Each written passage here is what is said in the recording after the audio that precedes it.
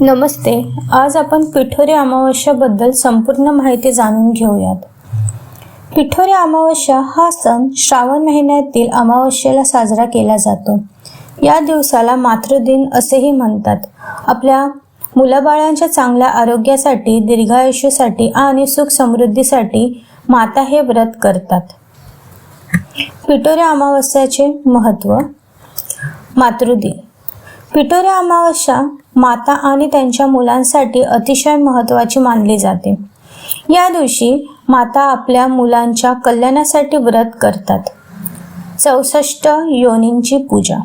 या दिवशी पिठापासून 64 योनींची मूर्ती बनवून त्यांची पूजा करण्याची परंपरा आहे.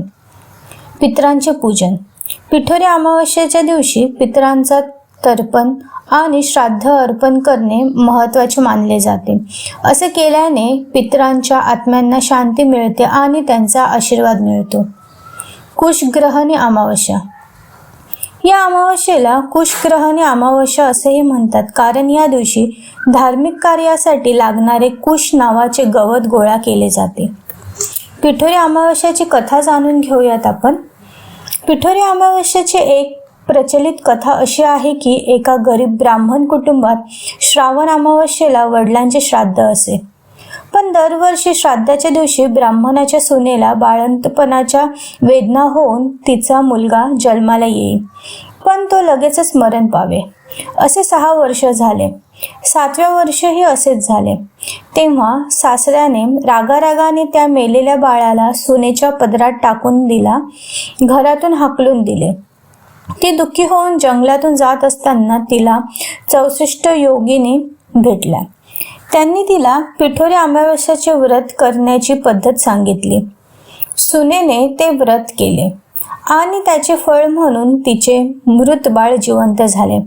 तेव्हापासून स्त्रिया आपल्या मुलांच्या संरक्षणासाठी हे व्रत करू लागल्या. पिठोरी अमावस्या पूजाविधी. सकाळची तयारी. व्रताच्या दिवशी सकाळी लवकर उठून स्नान करावे, पूजा मांडणी, पाटावर लाल वस्त्र पसरवून त्यावर तांदळाची रास ठेवावी, त्यावर कलश ठेवून त्याची पूजा करावी. पिठाच्या मूर्ती. गव्हाच्या किंवा तांदळाच्या पिठापासून 64 योगिनींची मूर्ती तयार करावी. सोबतच लहान मुलांच्या प्रतिकृतीही तयार कराव्यात. देवतांचे आवाहन. या मूर्तीची षोडशोपचारे पूजा करावी. देवी पार्वती, 64 योगिनी आणि इतर देवतांना आवाहन करावे. नैवेद्य. पिठोरी अमावस्येच्या दिवशी पिठाचे पदार्थ, पुरणपोळी, अनारसे, लाडू नैवेद्य म्हणून तयार केले जातात. कथा वाचन.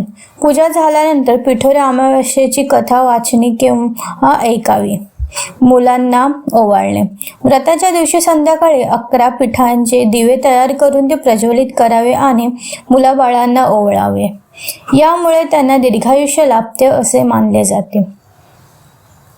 जर तुम्हाला माहिती आवडली असेल तर चॅनलला नक्की सबस्क्राईब करा. धन्यवाद.